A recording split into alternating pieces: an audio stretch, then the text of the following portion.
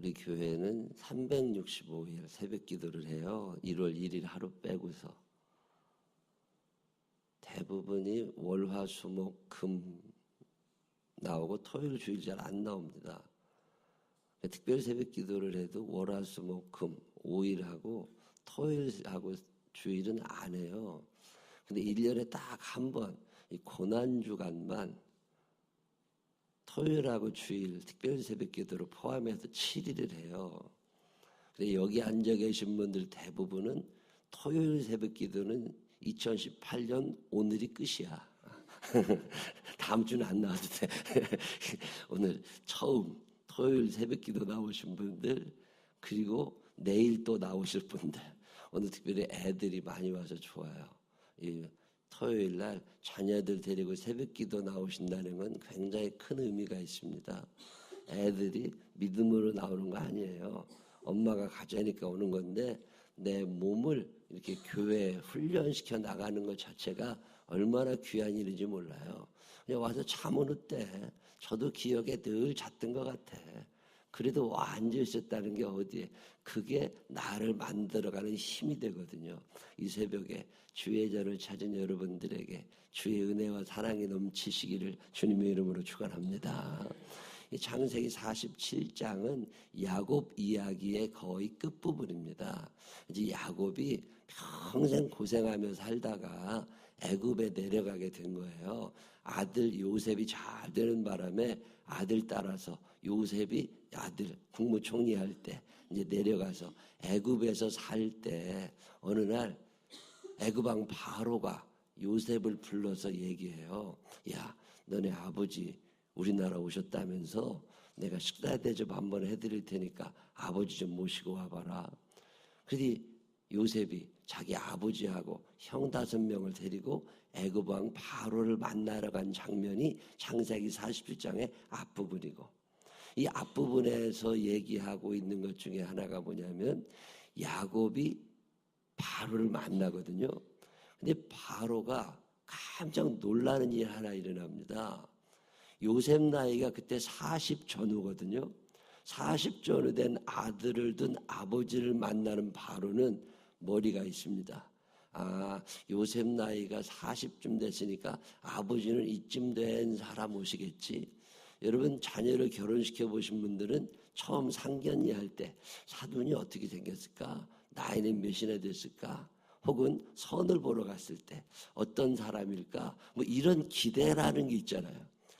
지금 바로가 처음 야곱을 만나는 날 어떤 기대가 있는 거죠. 아들 요셉 나이가 40 전후, 야, 그 잘생겼어. 아, 참 훌륭해. 그럼 아버지도 이쯤 됐겠지. 이런 견적을 딱 머릿속에 넣고 야곱을 만나는데 전혀 예상치 못한 할아버지가 들어온 거예요. 요셉 나이가 40이면 아버지 나이가 60, 70, 80 이쯤 돼야 되는데 어디서 꼬부랑 할아버지 하나가 들어온 거예요. 그날 또 요셉은 얼마나 신경을 썼겠어요. 아버지 모시고 처음 임금님 만나러 가는데 요즘으로 말하면 양복도 하나 맞춰드리고 이발소도 갔다 오고 깨끗하게 화장도 해가지고 갔을 텐데 바로가 보니까 이건 아니야. 저런 사람이 어떻게 요셉의 아버지야. 이런 생각이 들어서 아주 이상한 얘기 하나래요. 아이 노인장 연세가 도대체 얼마나 되셔? 처음 만나는 사람에게 너 너무 늙은 거 아니야? 뭐 이런 얘기를 하는 거예요. 그 얘기를 들은 야곱이 눈치를 챕니다. 아, 내가 나이에 비해서 좀 사가 보이는구나. 우리 아들에 비해서 내가 너무 늙었구나. 그래서 뭐라고 얘기하냐면 내 나그네 세월이 130년이었는데 내 열조들에 비하여 수확한 인생을 살아가지고 내 얼굴이 이렇게 사갔으니까 이해 좀 해달라고 그러고 얘기를 해요. 자, 이렇게 대화를 시작한 야곱과 바로. 야곱의 마음이 편안했겠어요? 기분이 났겠어요? 여러분 누구 만나는데 처음부터 너 몇 살이야? 근데 60밖에 안 된 게 어떻게 80 먹은 것 같으냐? 이런 얘기 듣고 대화가 시작이 됐으니 야곱이 별로 기분 좋을 일은 없는. 근데 옛날 같으면 야곱이 그런 얘기 들으면 다른 사람 비꼬고 자기도 뭐라고 했을지 모릅니다. 근데 야곱의 매력이 어디 있는 줄 아세요? 야곱의 매력은 변화라는 과정을 만들어가요. 여러분, 신앙생활이라고 하는 건 뭔가 따지는 게 있어야 되잖아요. 학교는 왜 가요?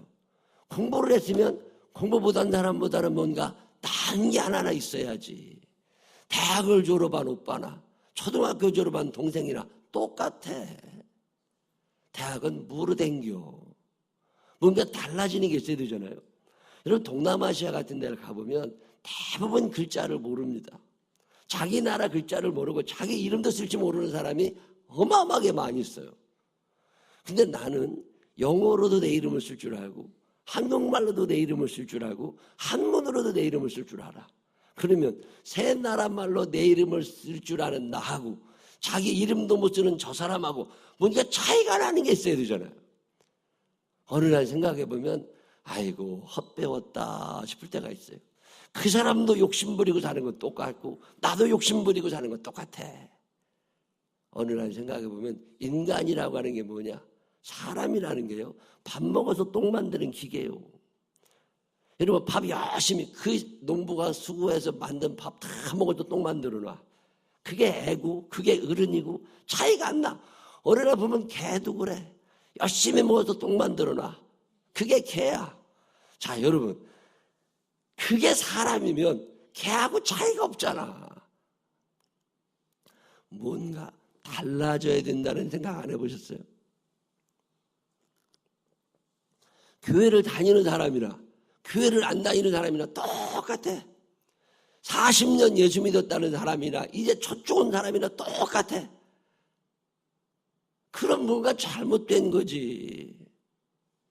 예수 그리스도의 인생, 예수 그리스도의 삶을 알고 그분의 십자가를 경험한 사람과 그분의 부활을 확신하는 사람과 십자가를 경험하지 않은 사람과 차이가 안 나. 그럼 뭔가 잘못된 거지 그게.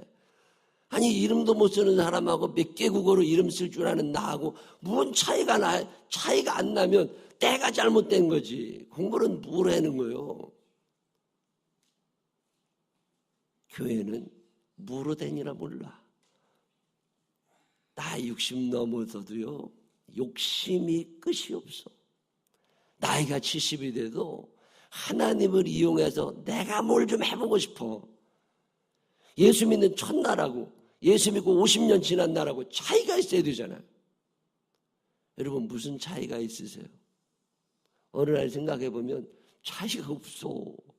새신자나 나나 똑같아. 머릿속에 들은 단어 몇 개만 있는 거예요. 그는 야곱의 이름을 모르고 나는 야곱의 이름을 알아. 자, 야곱을 모르는 그 사람과 야곱의 이름을 아는 나하고 차이가 있어야 되잖아요. 적어도 야곱의 인생을 태어나서 죽을 때까지 쫙 몇 번씩 들은 나하고 야곱이라는 이름을 처음 들은 그 사람하고 차이가 나야 되잖아요. 근데 차이가 안 나. 제가 야곱을 성경에서 참 좋아합니다. 제가 야곱을 좋아하는 이유 가운데 하나가 뭐냐면 야곱이요, 나랑 너무 똑같아. 참 잘 살고 싶어. 열심히 살고 싶어. 남들 눈치 안 보고 최선을 다해 살고 싶어해. 근데 야곱과 저의 큰 차이가 하나 납니다. 야곱은 이제 나이 130살이 될 즈음에 인생에 큰 변화 하나가 나타나요. 여러분, 예수를 믿고 뭔가 변화가, 어떤 변화가 야곱에게 일어났는 줄 아세요? 야곱은 일생 욕심껏 산 사람이에요. 남이 어찌든 말든 나 잘 살아야 돼. 남이 욕을 하든 말든 나만 편하면 그만이야. 다른 사람들이 다 뭐라고 그래도 내가 좋아야 돼. 이게 아무리 옳고 아무리 많은 사람이 하라고 그래도 나 싫으면 그만이야. 인생의 평생 자기중심적인 사람이 야곱이에요. 발 뒤꿈치를 잡은 자. 치사하게 야비하게 발 뒤꿈치를 잡아서 남을 넘어뜨리려도 내가 이기면 그만이야. 수단 방법이 무슨 소용이 있어? 이기면 되는 거지. 그게 야곱이에요. 오늘 2018년 3월, 4월, 5월 이 대한민국을 살아가는 대부분의 사람들의 생각 아니에요. 내가 잘 되는 게 중요한 거지. 나라가 무슨 소용이 있고 내가 잘 되는 게 중요한 거지. 부모가 무슨 상관이 있고. 야곱이에요. 다른 사람을 축복해 본 적 있느냐? 없습니다. 목사님이 저 사람은 10번 축복하고 나를 1번 축복하면 그게 기분이 나빠. 엄마가 동생한테는 100만 원 준 것 같은데 나한테는 돈도 안 줘. 기분이 나빠. 그게 야곱이에요. 일생 동안 시기 질투 속에 살아. 일생 동안 욕심 부리며 살아. 다 내가 가져야 돼. 소유욕, 승부욕, 어마어마한 사람이죠. 그게 야곱이에요. 그렇게 인생을 살아서 잘 살았어요. 힘은 들었지만 잘 살았어요. 그러던 어느 날 야곱이 철이 들어갑니다. 꼭 이렇게 살아야 돼. 나이도 들어가는데 뭔가 좀 달라져야 되는 거 아니야? 창세기 47장에 엄청난 변화 하나가 일어납니다. 그게 뭐냐면 야곱이 누군가를 축복하기 시작해요.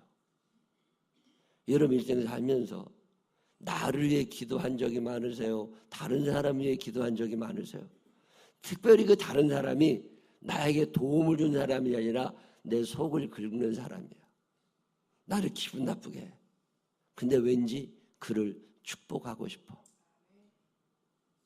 여러분 이 변화가 우리에게 일어나지 않았다면 우리는 아직 십자가를 통과하지 않은 사람이에요. 야곱은 130년이라는 세월 동안 많은 사람 만났고 돈도 많이 벌었고 많이 잃어버리기도 해보았고 산전수전 공중정 다 겪은 거예요. 그 긴 세월이 지나면서 느낀 것 중에 하나는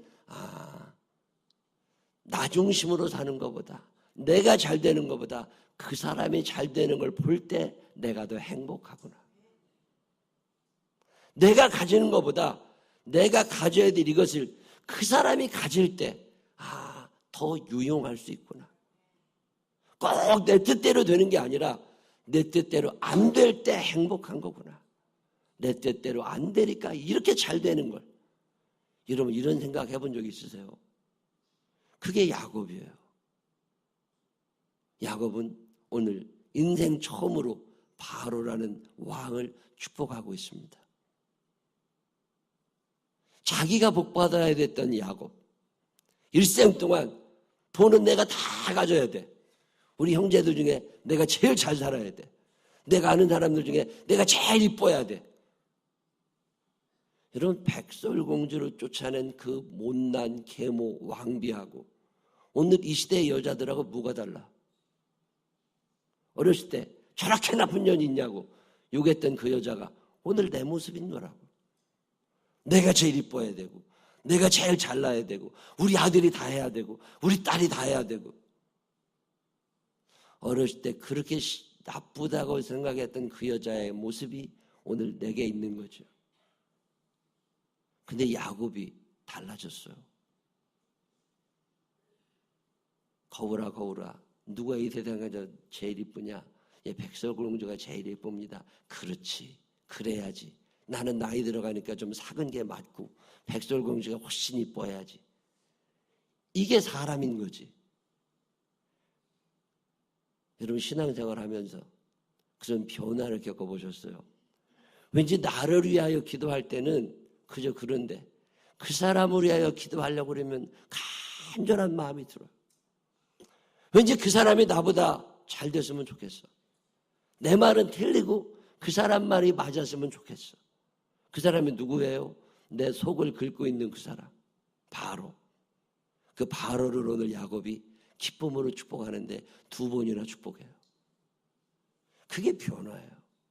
십자가를 통과한 사람들은 그 모든 복이 내 것이 아니라 그의 것이 되었으면 좋겠어요. 왜? 나는 이미 내 안에 천국이 있어요. 어떻게 야곱이 이런 변화를 경험하게 되었나? 그게 오늘 여러분이 읽으신 창세기 47장의 후반부입니다. 야곱은 일생 동안 이 땅에서 잘 먹고 잘 살고 싶었어요. 적어도 형보다는 잘 살아야 돼. 적어도 우리 아버지보다는 잘 살아야 돼. 적어도 내가 알고 있는 저 외삼촌, 저 나쁜 놈, 저 외삼촌보다 내가 더 잘 살아야 돼. 내 월급을 10번이나 떼먹었어. 그래서 오기로 열심히 살았는지 모릅니다. 여기가 끝이에요. 왜 그렇게 육신의 정욕과 안목의 정욕과 이생의 자랑에 묻혀 살아요? 여기서 잘 살고 싶은 거죠. 여기가 끝인 거예요. 근데 오늘 야곱은 전혀 다른 이야기하고 있습니다. 평생을 그렇게 살아왔던 야곱이 이제 147살이 됐어요. 죽을 때가 다가올 때쯤 되자 그의 아들 요셉을 부릅니다. 그리고 나서 얘기해요. 네 손을 내 허벅지 밑에 넣어라. 우리나라 사람들은 중요한 약속할 때 새끼손가락을 걸고, 중요한 약속을 할 때 도장을 찍고 증인을 세우고, 근데 이스라엘 사람들은 그렇게 하지 않고 아버지가 누워서 아들에게 내 허벅지 밑에 손을 넣어라. 아주 중요한 약속의 장면입니다. 이 약속은 절대 어기면 안 되는 약속. 아브라함은 쪼갠 고기 사이 짐승을 쪼개놓고 새를 머리부터 꼬랑지까지, 무슨 양을 머리부터 꼬랑지까지 반을 딱 쪼개놓고 옆에다 벌려놓고 그 사이로 약속하는 두 사람이 지나가요. 그러면서 우리 약속했어. 이 약속을 어기면 이렇게 머리부터 쪼개져도 아무 말 하지 않기다. 이게 약속이에요. 절대 어기면 안 되는. 근데 못 일어나는 야곱, 몸이 너무 아픈 야곱은 그 약속을 할 수 없습니다. 그래서 약속의 방법을 새롭게 해요. 그게 허벅지 밑에 손을 넣는 거예요. 내 허벅지 밑에 네 손을 넣어. 예, 요셉이 손을 넣었더니 나랑 이거 약속해야 된다. 그러면서 부탁 하나를 합니다. 그게 뭔지 아세요? 내가 죽거든. 이 애굽에서 나를 장사하지 말고 나를 내 아버지가 묻혀있는 가나안 땅, 내 할아버지가 묻혀있는 가나안 땅, 그 아브라함과 이삭이 묻혀있는 그곳에 나를 묻어줘라. 그게 야곱의 유언 같은 거예요. 야곱이 왜 이런 얘기를 했을까요? 야곱은 평생 이 땅에서 잘 먹고 잘 살고 싶었어요. 근데 어느 날 알게 된 거예요. 아, 여기가 끝이 아니구나. 하나님의 나라가 있구나. 그리고 하나님이 내게 약속하신 그 땅이 내게 제일 행복한 거구나. 애굽에서 죽으면 얼마나 좋아요. 국무총리가 아들입니다.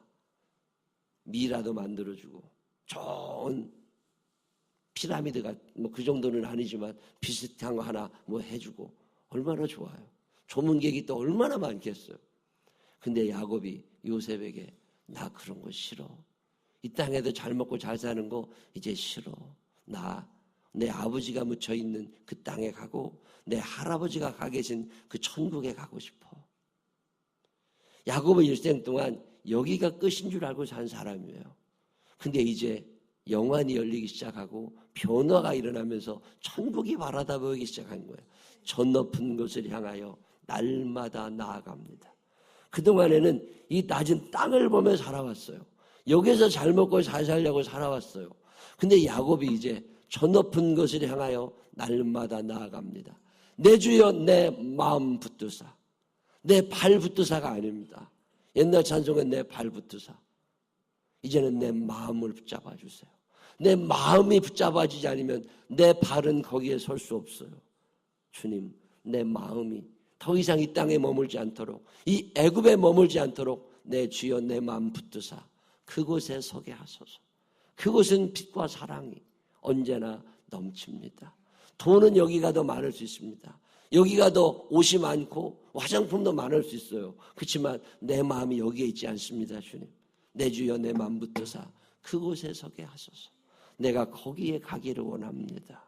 하나님이 약속하신 그곳. 이게 야곱의 변화예요. 야곱은 일생 살면서 복을 받으려고 한 사람이지 복을 주려고 한 사람이 아닙니다. 야곱은 일생 살면서 시기질투 속에 산 사람이고 승부욕에 살던 사람이지 누군가에게 져주고 싶었던 야곱이 아닙니다.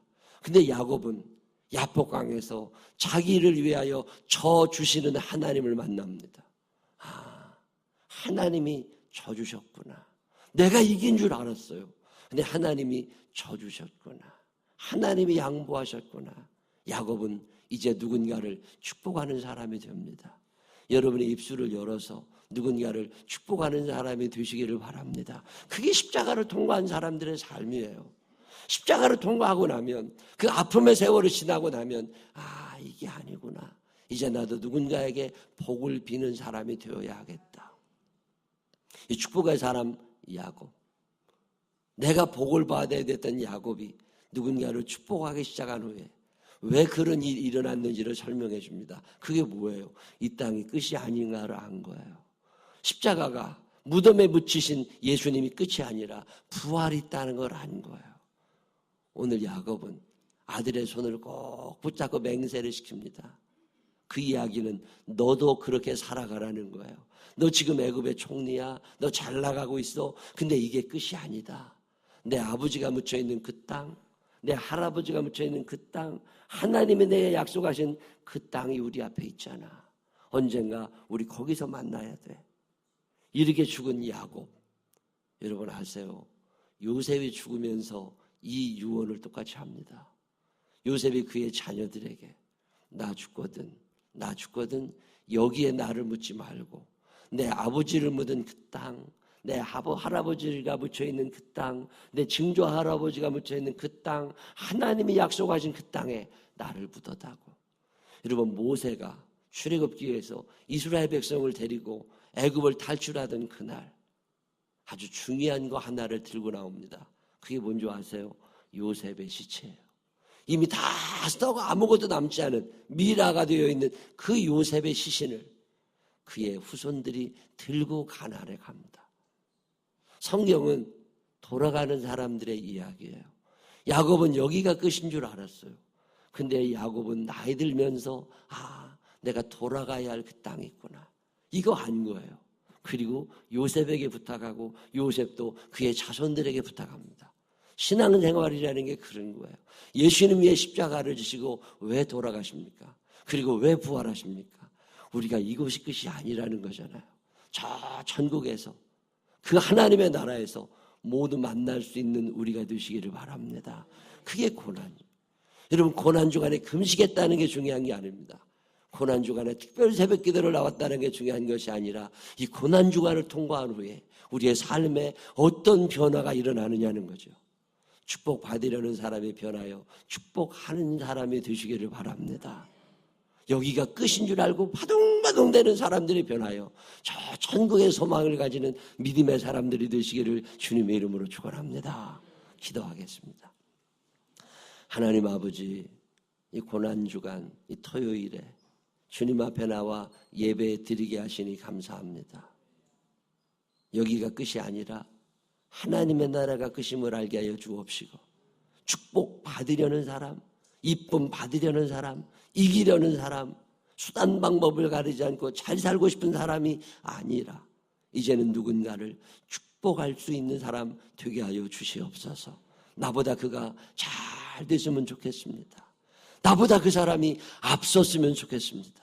사랑하는 마음으로 누군가를 축복할 줄 아는 우리들이 되게 하여 주옵소서. 예수님 거룩하신 이름으로 기도드렸습니다. 아멘.